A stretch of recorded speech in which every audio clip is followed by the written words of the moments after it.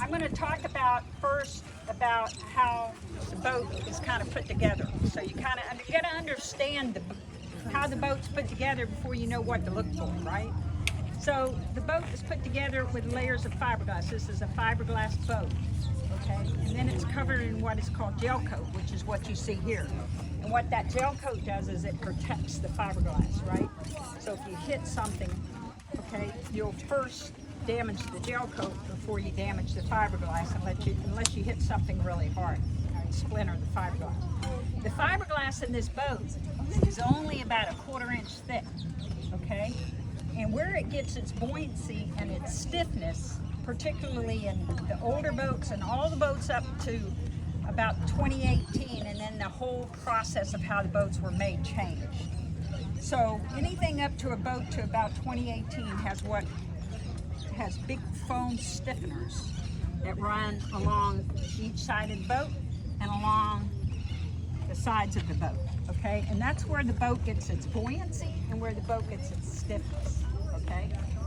So the hull is made as one piece. The hull is the bottom part of the boat.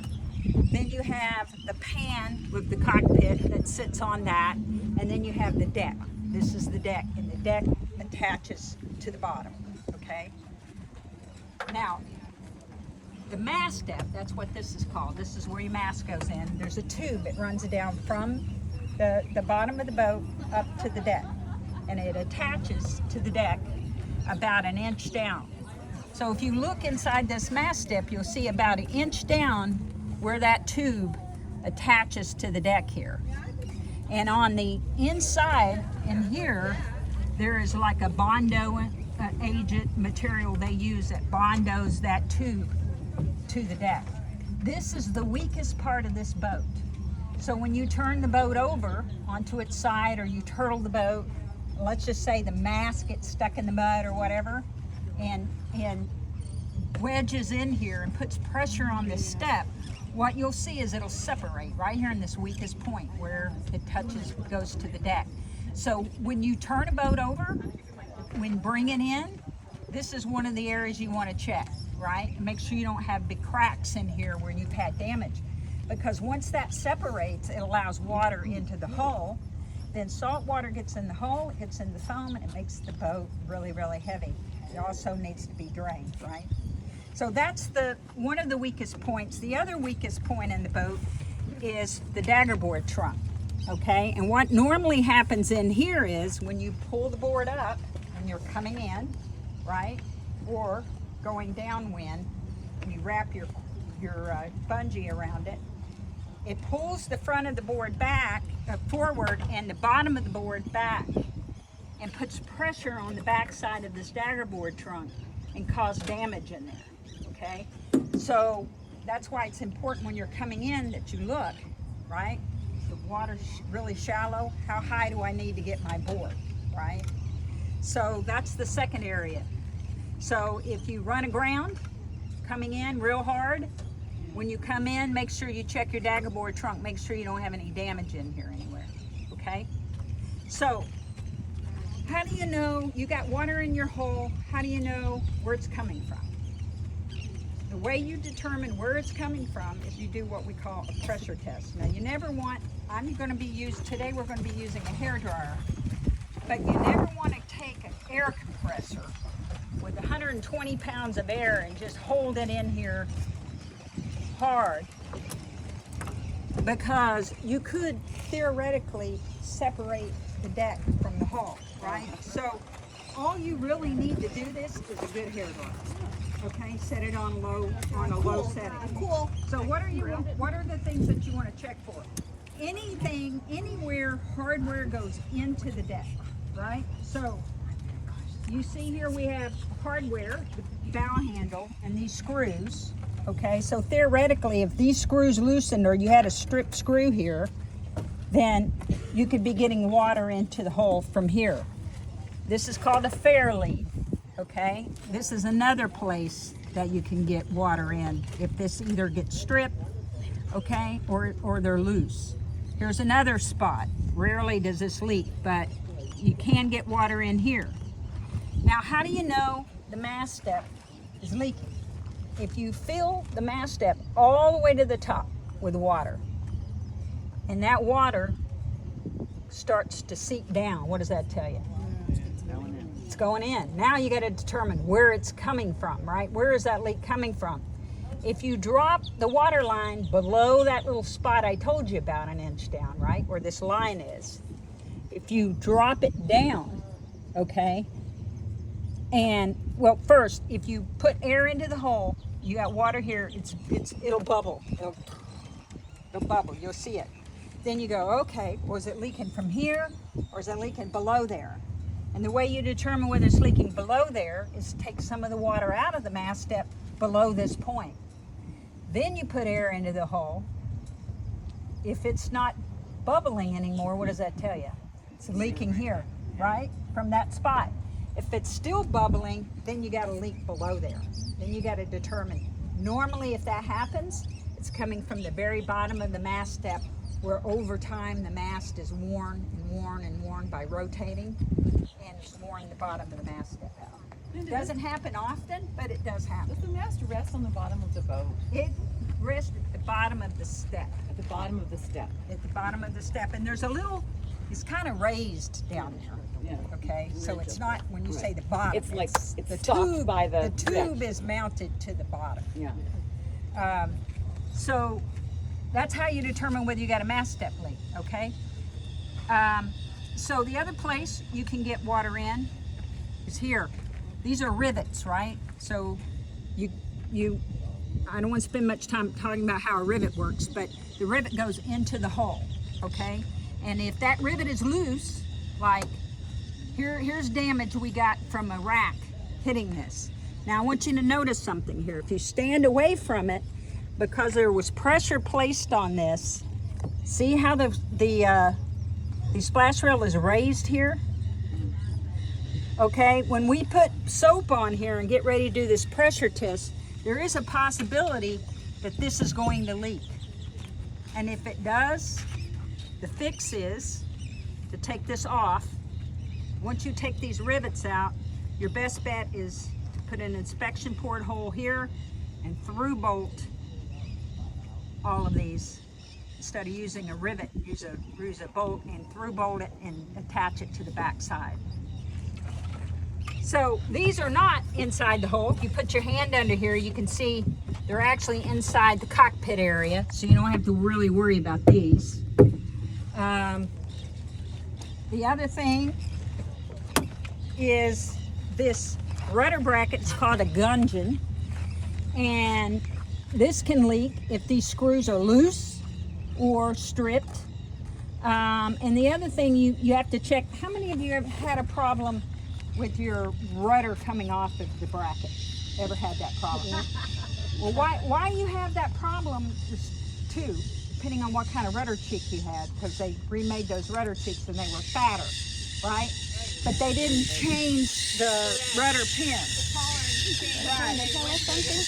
But if it's not a newer rudder and it's an older rudder, probably what happened when you turned the boat over and the rudder wedged here, okay, when you turned it over, this bracket bent, and you can see it. You can step back from it and you can look at it and you'll see the teeth will be bent up or down.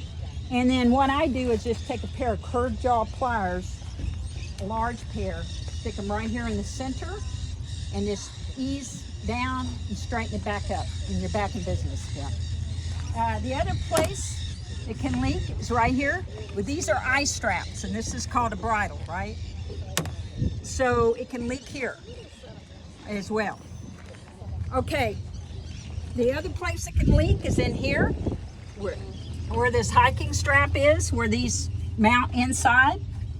And as you can tell, see here, this cracked at one time, and Ron did a repair in here and added some fiberglass in here to fix the repair.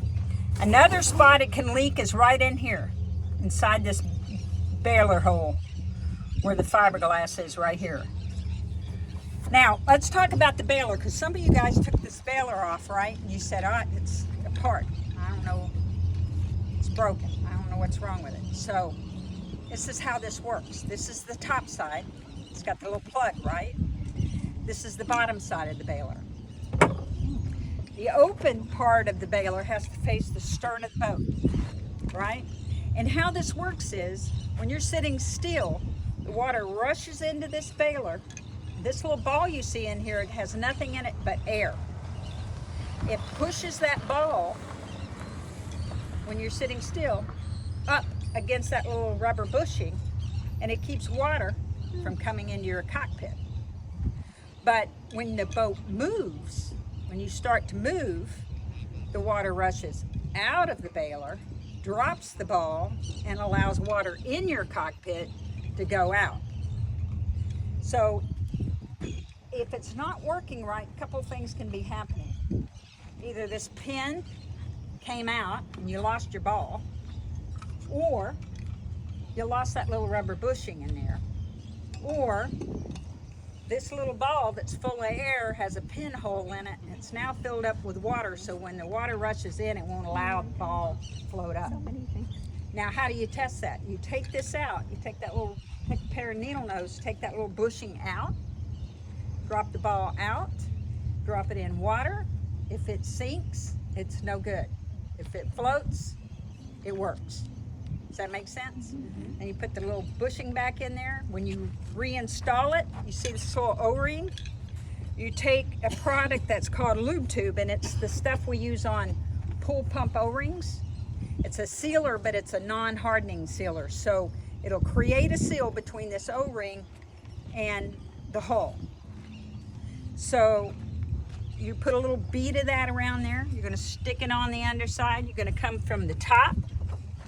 You're going to have somebody hold this facing out underneath, and then you're going to screw this down from the top until it's a little over hand tight, just over hand tight. Okay, you don't want it too tight, because if you get it too tight and you happen to hit the rack with it, what's going to happen to it? This is going to shear off, right? This piece right here will shear off. Once this piece shears off, it's no good no more. You got to throw it away, and you got to replace this. And these are expensive. So this set right here is about 60 bucks. Okay? So be really careful. Try to keep these things going. You know, I actually make these pins out of aluminum rivets, and I keep these things going. I fix them. So, but that's how that works. Now, what we're going to do, let's go ahead and pressure test this. If somebody that knows how to do this, Linda, is Linda here? Right We here. got some, there you are. I was looking for you earlier. Well, I got stuck on the road. Linda Heath was our maintenance chief last year, and we're a team. All of us that work in the maintenance mamas, it's not just one of us doing the work, we're all doing it. So I encourage you to join the maintenance mamas, okay? Because you learn a lot about boat maintenance, about how to maintain your own boat. So in order to get down into the daggerboard trunk, I developed this thing, and then I just put soap down here in the areas that I think will leak, if they're going to leak. Okay, and if we can get somebody, you can just put a little bit of this on your hands and start going around the areas where we know could possibly have a leak. Keep it out of the mast step. We need to put just a little water in the mast step if we can. Somebody put water in that bucket. Megan's already on it, sorry.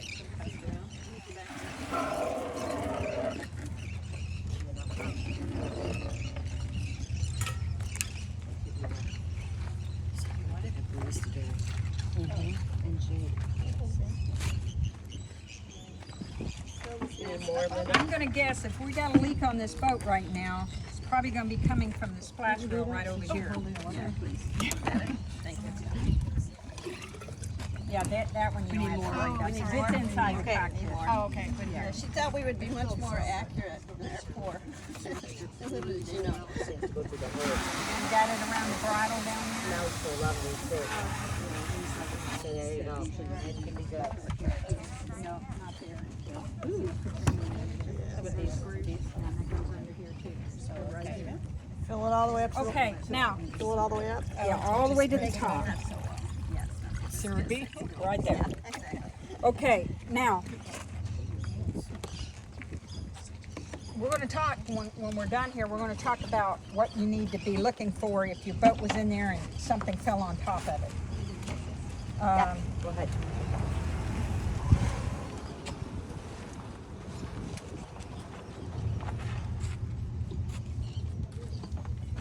Okay, we got everything soaked up, so let's put some air to it.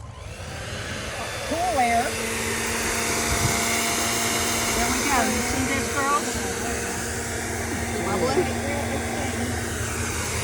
So what happened when the rat hit this, it loosened the splash rail up.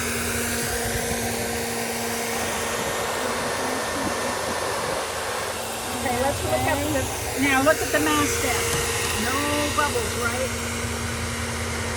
Nice, good masthead. This yep. Oh, a grease pen. Yeah. The bin. Hey, it doesn't matter. I just gotta take the whole thing off. So when did the hull crack is done? Or just No, just the splash guard is cracked. So what it did is it loosened back the ribbon. Okay, so it absorbed all of the pressure, and the pressure didn't go and crack the hull. Yeah, nothing else. No, it did not. Now you crack. get it. Okay, That's a great boat. so let me tell you. So you see, remember when I talked about pressure on the splash rail and it loosens the rivets up? Now what's going to happen with this boat is that splash rail has to totally come off. So these rivets have to be drilled out. We'll have to put an inspection port here, and we will probably put one here in front of this cockpit. And the reason why we'll do that is because so much water was in this hull, we'll flush it out with fresh water. We'll put air to it, and air, in order for it to dry it out, has to circulate, right? You can't circulate out that little bitty hole over there, right? It's got to have somewhere to go. So if we have a hole there and a hole there, the air could circulate in the hull and dry it out. And then he will probably through bolt these to the other side, And or normally, he'll go with a larger rivet. you know, this was an unusual situation. Normally we get damage here because when you're putting your boat in and out of your rack, you're banging this yeah. against the rack. So really be careful when you move those. Okay, boats in. so now let's talk what you're looking for. If you don't have any damage on your boat whatsoever, okay, flip it over, make sure there's no damage on the bottom, and we'll do that with this so we can talk about damage on the bottom. But if you have water in the hull and you cannot figure out where that water is coming from, it's got to come over here. We're going to have to pressure test it, find out what's going on. Now let me tell you somewhere how water can get in here without any damage. If the seawater came into your cockpit, and this is why you always leave the bailer hole open. Leave it open, leave that plug open, so if water gets inside, it can drain out, especially if we have a storm. But if water reached way up here, what we have right here where my finger is, way up here, is called a weep hole. And that little weep hole is designed to let pressure out of the hull so pressure doesn't build in the hull. If enough water got in your cockpit, water can go in through that weep hole.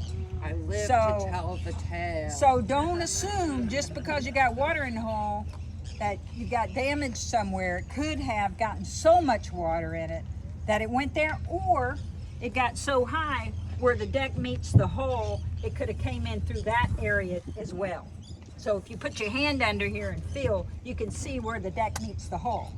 And let's just say that the bondoing material around there is weak. Some water could have gotten in there. I wouldn't really worry about that because sailing it from week to week, water is never this high, right? I mean, you don't have water in your cockpit this high from week to week. You don't really have to worry about that. The only time you got to worry about that is if it's in a storm or you turn the boat upside down, right? You may get some water in there.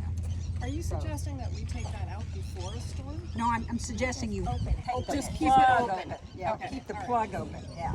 If it's open. Okay, so let's go ahead and rinse this. Take it down there and rinse it, and then once we got it rinsed off, Megan can record what we need to do to it.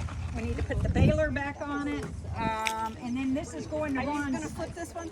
Yeah, let's flip it. Let's make sure we don't have any damage. I had eye surgery, so I can't pick it up. We're gonna need flippers. Need flippers. It's a little slippery too. We're gonna go this way.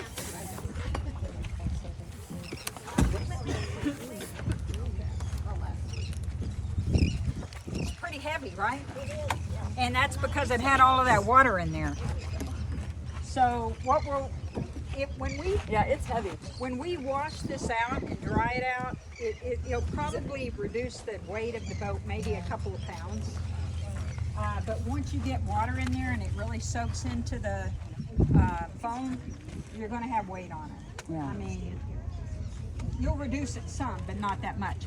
Okay, so the thing that you want to look for on the bottom of the hull, even when you're just inspecting your hull in the summer, and you should always be working on your boat in the summer if you can, pressure test it at least once a year. I do mine twice a year, and make sure I don't have any leaks, because I don't want that foam to get saturated. Okay, see this right here? If you look along here, this is called I call it a rolled edge.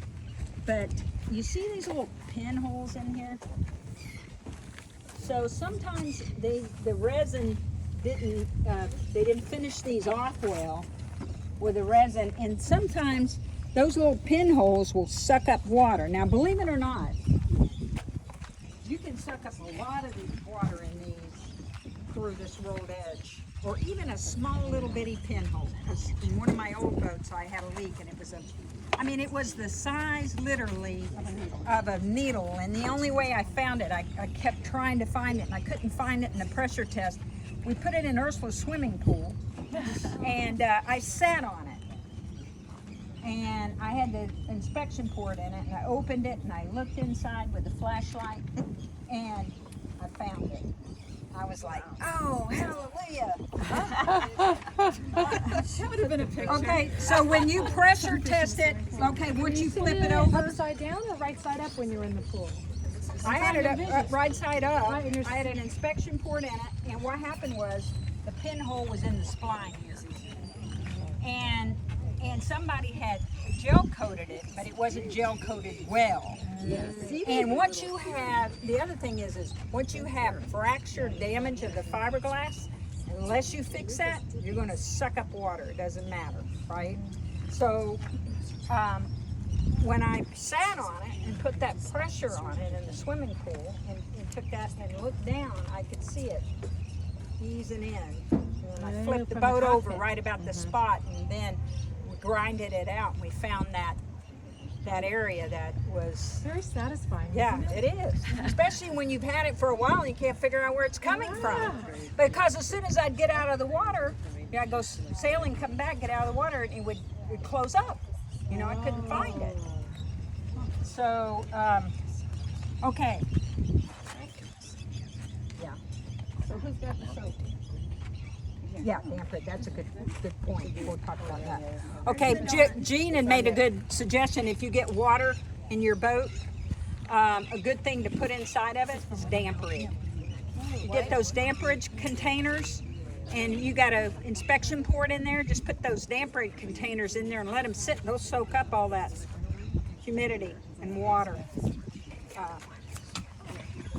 Well, the hanger, probably the ones with the containers are really good. I've used those before. Okay, so you wanna make sure where you have gel coat, you don't have any damage, meaning cracks. If you have it scratches, okay, that's cosmetic. See what you see here? That's from running aground. It's cosmetic. It's okay. It's no damage there. What you're looking for is the gel coat to be cracked. And if there's damage, normally what you'll see, it'll look like a star, right? Because something big had hit it, and there's significant damage. Okay, so a little scratches on it, it's okay. You can take a little bit of 1200 sandpaper, and that'll take it. Wet sandpaper, and that'll take it off. But that's mainly what you're looking for.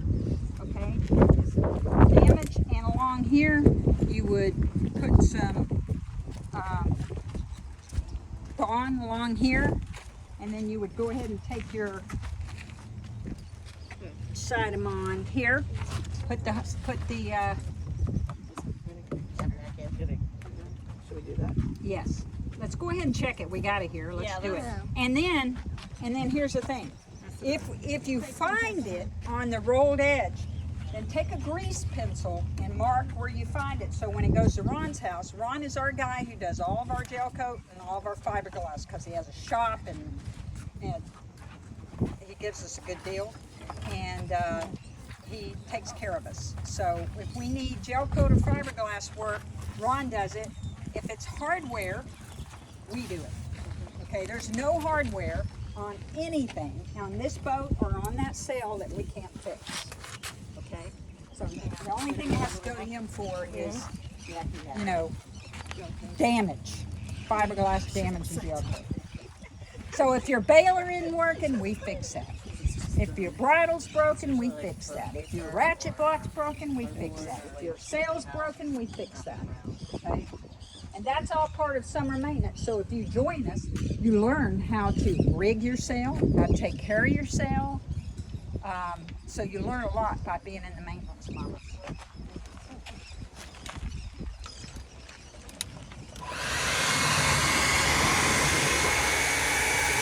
Okay, so you want to go along here and make sure you're sitting bubble.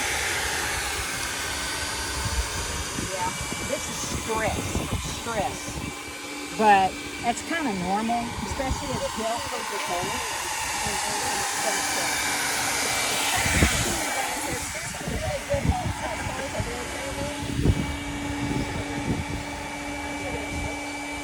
You get soap over here? We need a little soap over here.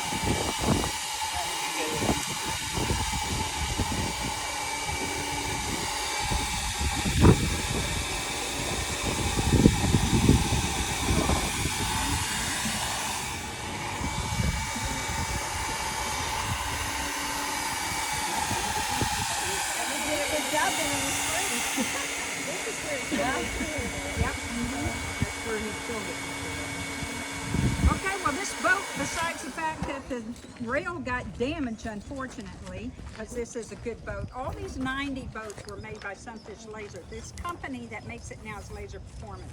But the company has changed hands over years.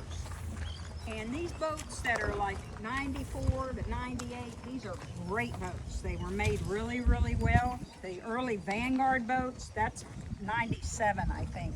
That is a great boat too. So some of these 90s and early 2000 boats are great boats. Now, in 2018, they changed the entire way they made these boats. These boats aren't made with foam in them anymore, like this traditional foam stiffeners. It has a cord hull, so it has fiberglass, composite material, fiberglass, and then the boat gets its stiffness or its buoyancy from airbags, right? So there's airbags in there. And then the top deck has about 3/16 of an inch of closed sail foam on it. So that as well, I think, is another way that it gets its stiffness on the deck. So they totally changed the way they made the boats. So one, they're lighter. Now whether they'll hold up longer is a question, but they are lighter. They're probably around 120, 125. So they're lighter boats, but we'll see how they hold up. But that's it. So let's wash this off and then you guys can get started. Right, take Here's